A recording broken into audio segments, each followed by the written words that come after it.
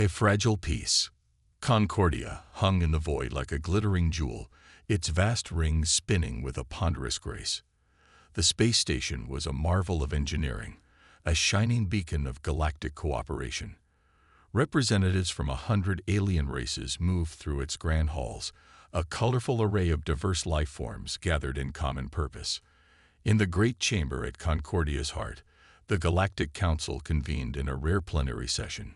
Seated around the immense circular table were beings of myriad shades: the crystalline Vandari, the gas-swathed Ilori, the proud leonine Karax.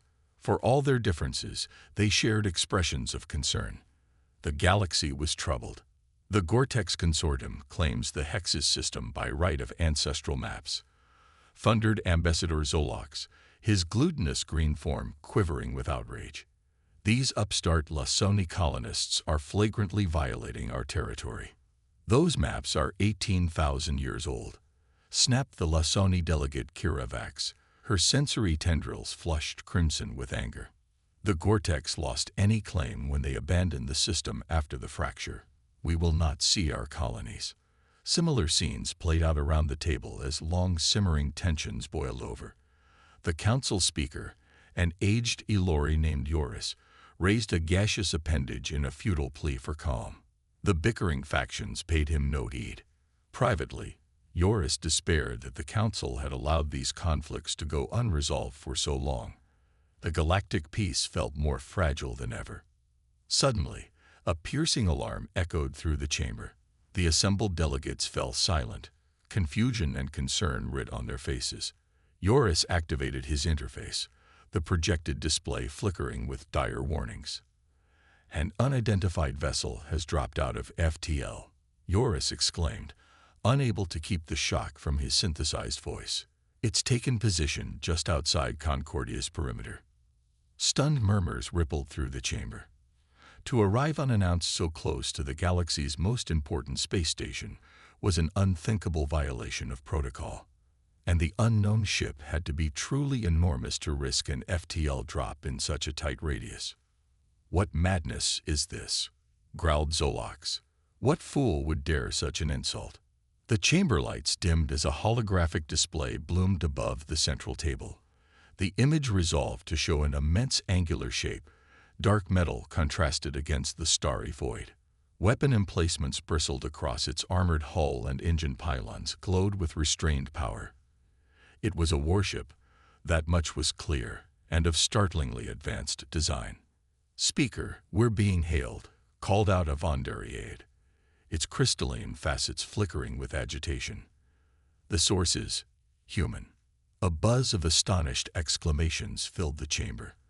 The humans were a young race, having only achieved interstellar flight within the last century. That they had a ship of such size and apparent sophistication was shocking. Yoris shared a concerned look with his fellow counselors. While humanity's technological progress had raised eyebrows, their civilization was still considered a minor galactic player. For them to arrive at Concordia in such a brazen fashion was unprecedented. "Put them through," Yoris commanded, steeling himself. The display shimmered, an image taking shape. Yoris found himself looking at a human female dressed in a crisply tailored uniform, her skin a warm brown, and her dark hair streaked with silver. Her posture exuded confidence, and her eyes gleamed with fierce intelligence. "Greetings, Galactic Council. I am Admiral Nera Solari of the Earth Federation starship Dauntless," she said, her voice clear and authoritative. "I come bearing grave news that concerns the fate of every living being in the galaxy." Yoris leaned forward, surprise and apprehension warring within him. It seemed the galaxy's troubles were only just beginning. In the stunned silence that followed Admiral Solari's declaration, a palpable tension gripped the chamber. The assembled alien delegates stared at the human's image with expressions ranging from confusion to outrage. Never had a minor species dared such a breach of protocol, to arrive unannounced in the heart of galactic governance, and to then proclaim they brought tidings of such weight and consequence. It was unthinkable. Zolox was the first to find his voice, his tone dripping with disdain. "What nonsense is this?" he scoffed. What could a primitive species like humanity possibly know of the galaxy's fate? Your kind has barely left your own star system. Admiral Solari fixed the Gore-Tex ambassador with a steely gaze. Ambassador Zolox, I assure you this is no trivial matter, she said coolly. The threat we have uncovered imperils every sapient being in the galaxy, your people included. I would advise you to listen carefully. Zolox sputtered in outrage, but was cut off by a gesture from Yoris. The Ilori speaker was intrigued despite himself. He had dealt with human diplomats before and found them to be a straightforward and earnest people. For them to act in this manner suggested a matter of true import. Admiral Solari, you have our attention, Yoris said, his gaseous form shimmering with curiosity. But understand that such an unprecedented approach will require substantial justification. What is this grave news you bring? Solari nodded, her expression somber. Esteemed counselors, 2 standard months ago, an Earth Federation exploratory vessel encountered an ancient alien beacon at the edge of our space. This artifact belonged to a civilization lost to history, one far older than any here today. The chamber broke out into excited murmurs. The discovery of ancient alien technology was a rare and momentous event, one that could potentially alter the balance of power in the galaxy. That it had been found by humans only added to the intrigue. Solari continued, her voice rising above the chatter. Our scientists were able to decipher a portion of the beacon's message. It appears to be a warning, left behind by this long-vanished race. A warning of a cyclical threat that emerges from the void between galaxies to consume all organic life. A threat they called the Void Swarm. The murmurs turned to worried exclamations. The concept of extragalactic threats was not unknown to the Council, but they had always been considered hypothetical, the stuff of theoretical speculation. For evidence of such a danger to be found, and by the humans no less, was deeply concerning. And you believe this void swarm is coming? Asked Kiravax, the Lasoni delegate. Her sensory tendrils betrayed her agitation. Based on what? A single ancient message. The beacon contains more than a warning, Solari replied. It includes fragments of data, astronomical observations, and complex mathematical models. Our analysts have concluded that the swarm's return is not only inevitable but imminent. Within a matter of years, if not sooner. The chamber exploded into chaos, delegates shouting over each other in a dozen languages. The notion that an unknown but titanic threat could be bearing down on the galaxy was almost too much to process. Yoris raised his appendages for calm, but it took several moments for order to be restored. This is deeply disturbing news, Yoris said finally.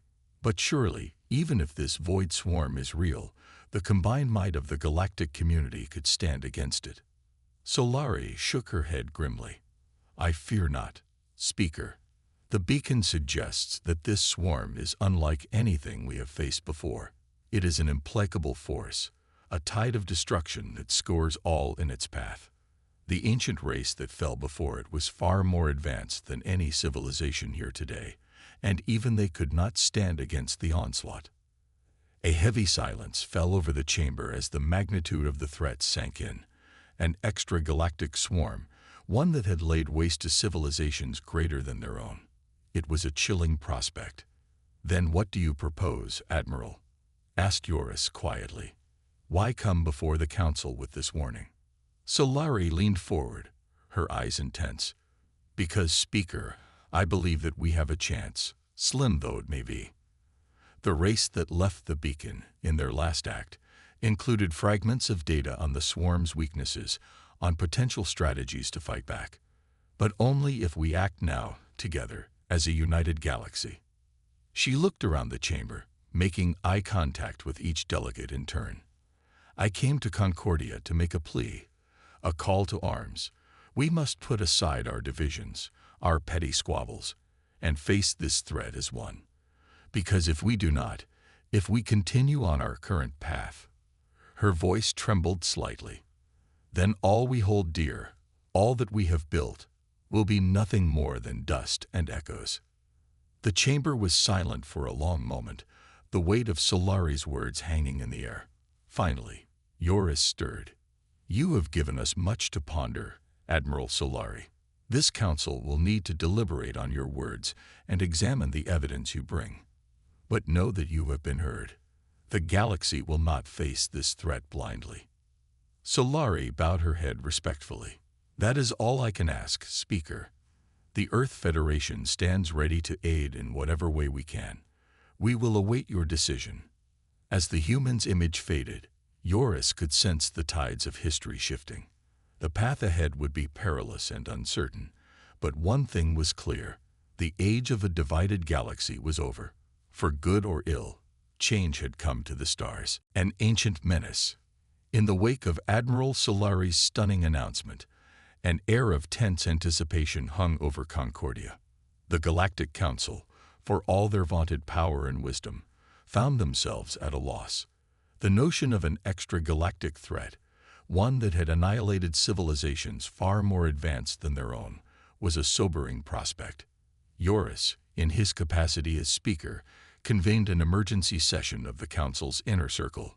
Gathered in a secure chamber deep within the station's core, the leaders of the galaxy's most influential races grappled with the implications of Solari's message. "This void swarm," began Kiravax, her sensory tendrils coiled tight with stress, "if it truly exists, represents an existential threat to everything we know. Can we afford to take it lightly?" Zolox, his earlier bluster subdued, shook his gelatinous head. "The humans may be young, but they are not foolish. They would not come before the Council with such claims without cause." Joris nodded, his gaseous form shimmering pensively. "I concur. Admiral Solari struck me as a serious and level-headed individual. If she believes this threat is real, we must give it due consideration." A chirping sound drew their attention as a holographic display flickered to life at the center of the chamber. The human admiral's image appeared, her expression grave.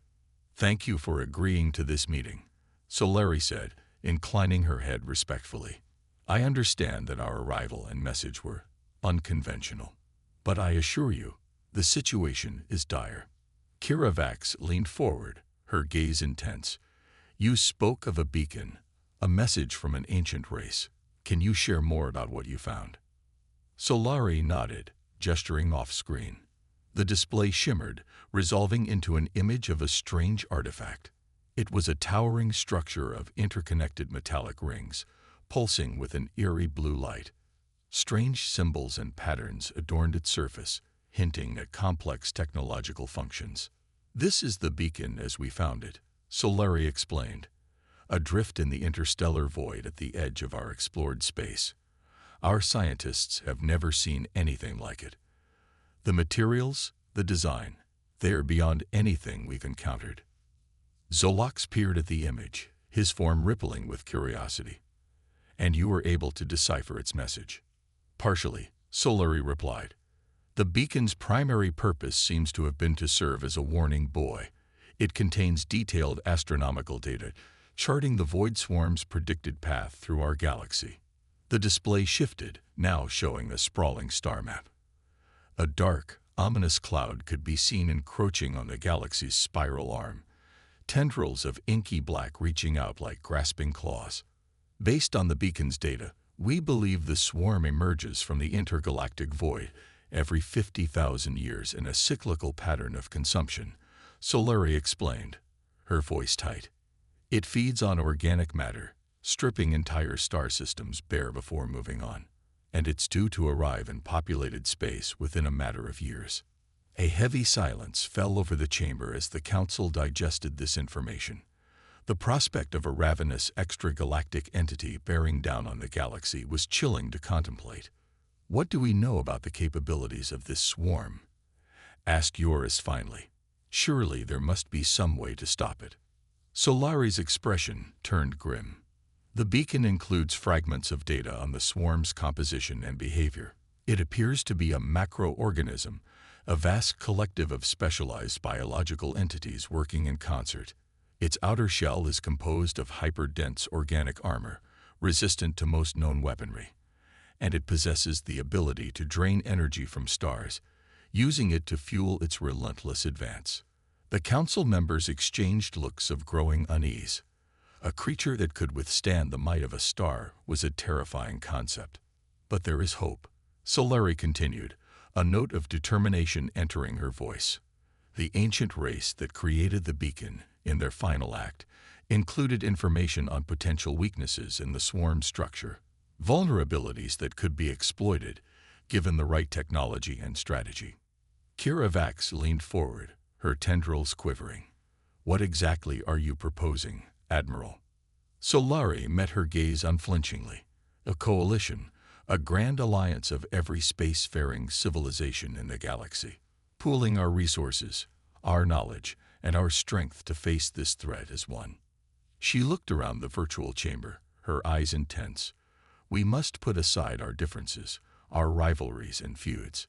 Because if we do not stand together in this, if we fracture and fight among ourselves, then the swarm will surely consume us all. Yoris stirred, his form rippling with resolve. You speak of a monumental undertaking, Admiral. An unprecedented level of cooperation and trust between races that have long been at odds. Solari nodded, her expression somber. I do, Speaker. But extraordinary times call for extraordinary measures. The fate of the galaxy hangs in the balance.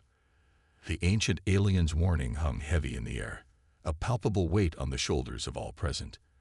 They had been given a glimpse of the abyss, a vision of an implacable foe that cared nothing for the petty squabbles and rivalries of mortal beings.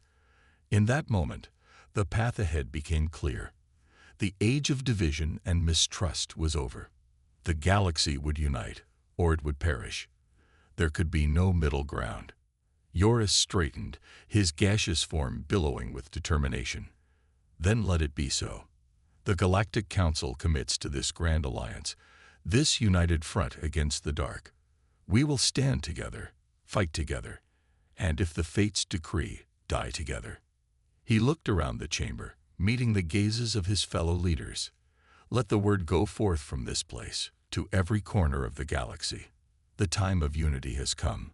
The void swarm will not find us wanting. As the meeting adjourned and the council members dispersed to begin the monumental task of rallying their civilizations, a new era dawned. An era of purpose, of singular focus in the face of annihilation. The galaxy would be tested as never before, pushed to the brink and beyond. But in that crucible, something new would be forged. A sense of common cause, of shared destiny that transcended species and borders.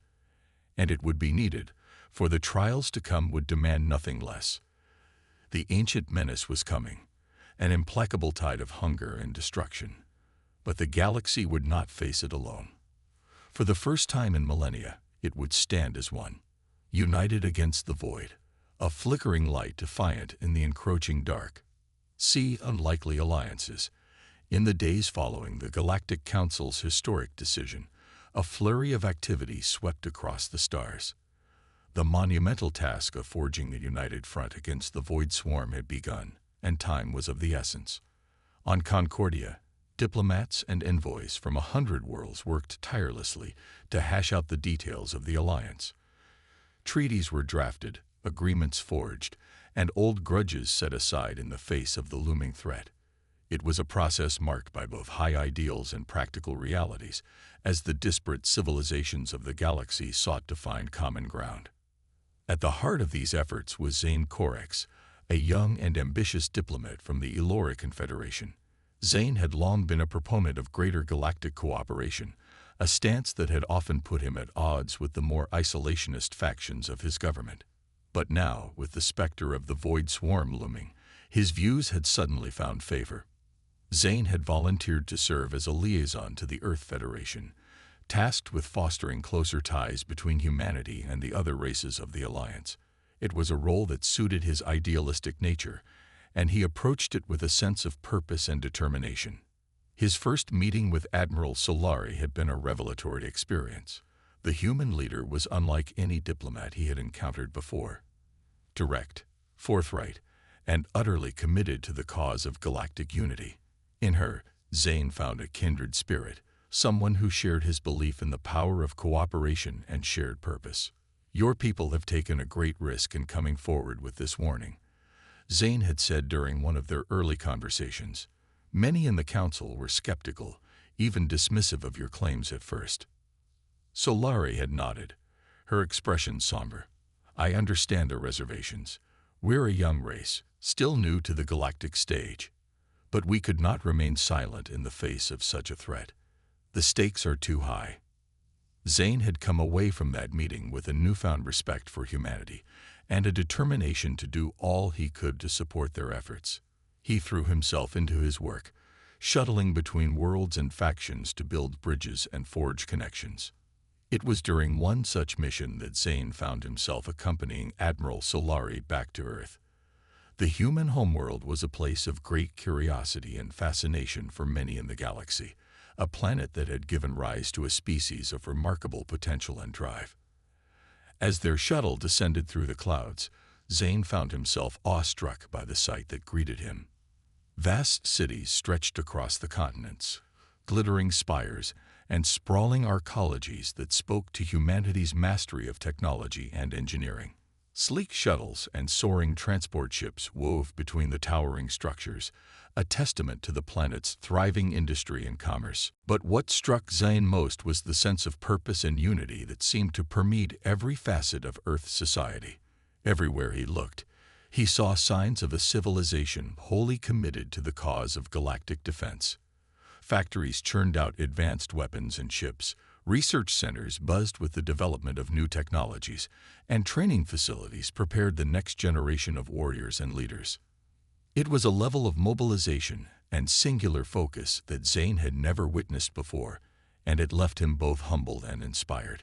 If humanity, a relative newcomer to the galactic stage, could marshal such resources and determination, what might the combined might of the Alliance achieve? His musings were interrupted by the arrival of a delegation of Earth leaders, come to welcome Admiral Solari and her guest. At their head was a tall, distinguished figure with a shock of silver hair and piercing blue eyes. Zane recognized him instantly. The President of the Earth Federation, a man whose name was spoken with respect and admiration across the stars. Admiral Solari, welcome home, the President said, clasping the officer's hand warmly. And to you, Diplomat Korix, a most heartfelt welcome to Earth. Your presence here is a testament to the growing bonds between our peoples. Zane bowed deeply, his form shimmering with respect. The honor is mine, Mr. President. I come to learn and to build bridges in service of our shared cause. The President smiled, a gesture that seemed to hold both warmth and steel, and we are grateful for your efforts. The road ahead will be long and hard, but with allies like the Ilori at our side, I believe we can weather any storm. As the delegation made their way into the heart of the Earth Federation's capital, Zane could feel the weight of history upon him. The Alliance was still young, its bonds untested by the fires of true crisis. But here, among these humans who had dared so much and risked so much to bring the galaxy together, he found himself believing that anything was possible. The Void Swarm was coming, an ancient menace awakened from the depths of time. But the galaxy would not face it divided and afraid. It would stand as one, a united front against the dark, with humanity and the Ilori at its vanguard. And in that moment, as he walked among the gleaming spires of Earth, Zane knew that he would give everything to see that vision made real. For the sake of his people, for the sake of the galaxy, for the sake of all that lived and dreamed beneath the stars. The alliance had been forged, the unlikely bonds sealed in common purpose. Now the true work would begin, the work of preparation, of readiness in the face of annihilation. It would not be easy. The challenges ahead would strain even the strongest of unions, but the alternative was unthinkable. Division and isolation in the face of the Void Swarm's onslaught would spell certain doom. No, the galaxy would stand together. It would fight together. And if the fates were kind, it would triumph together. For in unity lay strength, and in strength lay the only hope of survival in the dark times to come. Countermeasures. In the months that followed the formation of the Galactic Alliance, a spirit of determined cooperation took hold. Across the stars, the disparate civilizations of the galaxy pooled their resources and knowledge, united in the face of the looming Void Swarm threat. At the heart of this effort was the Joint Human-Alien Engineering Project, a monumental undertaking aimed at bolstering Earth's planetary defenses. Drawing on the combined technological prowess of a dozen races, the project sought to create a network of orbital platforms and ground-based installations capable of withstanding the swarm's onslaught. Leading the charge was Dr. Lena Soren, a brilliant human scientist whose groundbreaking work in the field of advanced materials had earned her renown across the galaxy.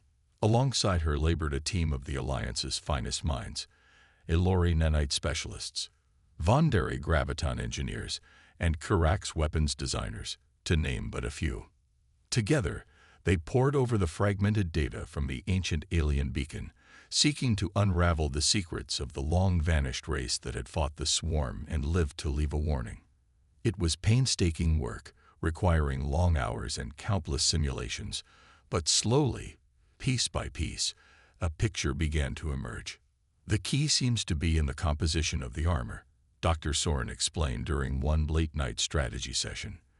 The beacon's data suggests that the swarm's outer shell is composed of a hyperdense organic compound, one that's resistant to most conventional weaponry. Zane Korix, who had become a regular presence at these meetings, leaned forward intently. But not all weaponry, correct? The ancients must have found a way to penetrate it. Dr. Soren nodded, a glint of excitement in her eyes. Indeed they did. The beacon contains fragments of a schematic, a design for a weapon they called the Celestial Lance. From what we can gather, it was a massive railgun capable of accelerating projectiles to near-light speed. A murmur of interest rippled through the gathered scientists and engineers. Railgun technology was not unknown to the civilizations of the galaxy, but the scale and power hinted at in the ancient schematics was unprecedented. "The theory is sound," chimed in a Vondari engineer, her crystalline form shimmering with enthusiasm. At those velocities, even the swarm's armor would be vulnerable. The kinetic energy alone would be staggering. Dr. Soren nodded, bringing up a holographic display of the proposed weapon. "We've been working to adapt the design, integrating modern materials and techniques. If we can build it, and build it quickly, it could give us a fighting chance." As the team set to work, a sense of purpose and determination suffused the air. They were racing against time, working to create a weapon that could turn the tide of the coming war. But even as they labored, a sense of unease hung over the proceedings. For all their efforts, for all the might of the Alliance, they knew that the Void Swarm represented an existential threat unlike any the galaxy had faced before. The ancient race that had fallen before it had been far more advanced than any civilization known today, and even they had been overwhelmed. But there was no alternative. To stand divided in the face of such a foe was to invite certain annihilation. Only by standing together, by pooling their strength and wisdom, did the galaxy have any hope of survival. As the days turned into weeks and the weeks into months, the fruits of the Alliance's labors began to take shape. Across Earth and a dozen other worlds, vast shipyards and factories sprang into being, churning out the ships and weapons that would form the backbone of the defense. At the heart of it all stood the Celestial Lances, towering railguns that bristled with power and purpose. One by one they were installed in strategic locations, a network of defiance against the encroaching dark. But even as the Alliance's strength grew, so too did the signs of the swarm's approach. Outlying colonies began to go dark, their communications abruptly silenced. Long-range sensors picked up strange gravitational anomalies, hints of a vast and terrible presence moving through the void. The Void Swarm was coming, an ancient and implacable foe bent on the consumption of all life.